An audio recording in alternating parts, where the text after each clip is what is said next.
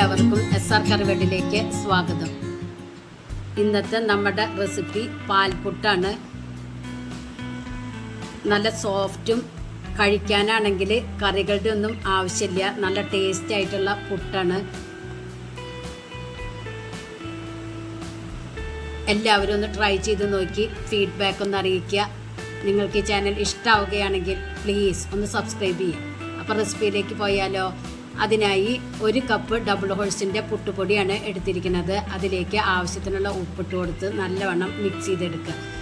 1 cup പൊടിക്ക് 1 cup വെള്ളം അളവിലാണ് എടുത്തിരിക്കുന്നത്. ഞാനിവിടെ വെള്ളത്തിന് പകരം പാലാണ് എടുത്തത്. നേരിയ ചൂടോട് കൂടിയുള്ള പാല് വേണം എടുക്കാൻ. അത് പൊടിയിലേക്ക് കുറേശ്ശെ ഒഴിച്ച് നമുക്കൊന്ന് നനച്ചെടുക്കാം. നിങ്ങൾക്ക് പാലിന് പകരം പാൽപ്പൊടി ചേർത്താൽ മതിയിട്ടാ. ഞാനിവിടെ പാലാണ് എടുത്തിരിക്കുന്നത്. ഇതിപ്പോൾ വെള്ളം കൂടിയെന്ന് വിചാരിച്ചിട്ട് ടെൻഷൻ അടിക്കണ്ട. ഇത് കുറച്ച് കഴിഞ്ഞാൽ സെറ്റായി കിട്ടും. ഇത് 20 മിനിറ്റ് റെസ്റ്റ് ചെയ്യാനായിട്ട് മാറ്റി വയ്ക്കാം. ഇനി ഇതിലേക്ക് ക്യാരറ്റിൻ്റെ ആവശ്യമുണ്ട്.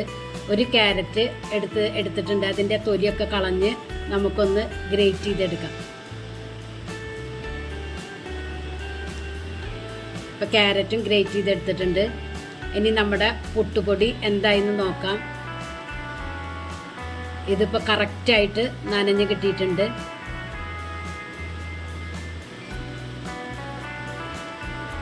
ഇനി ഇതിലേക്ക് ഗ്രേറ്റ് ചെയ്ത് വെച്ച ക്യാരറ്റും 1/4 കപ്പ് തിരുമ്മിയ നാളികേരം,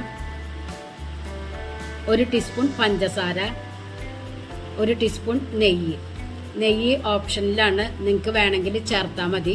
ചേർത്ത ഒരു പ്രത്യേക ടേസ്റ്റ് ഉണ്ടായിരിക്കും. എല്ലാം കൂടി നന്നായി മിക്സ് ചെയ്തെടുക്കണം.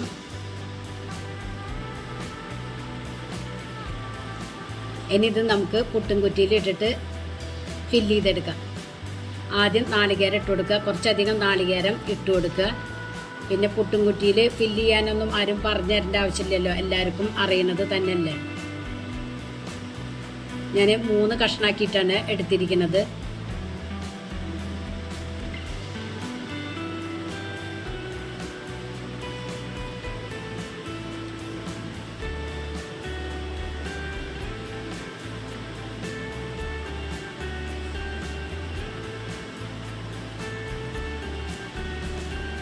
ഇതിപ്പോൾ ഫില്ല് ചെയ്തെടുത്തിട്ടുണ്ട്. ഇതിനി ആവി കയറ്റിയെടുക്കാം.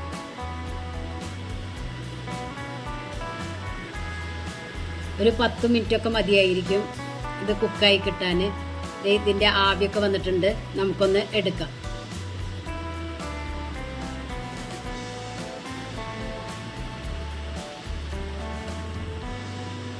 നല്ല സോഫ്റ്റ് പുട്ടാണ്. കാണാനും നല്ല ഭംഗിയാണ്. എല്ലാവരും ഒന്ന് ട്രൈ ചെയ്ത് നോക്കി ഫീഡ്ബാക്ക് ഒന്ന് അറിയിക്കുക.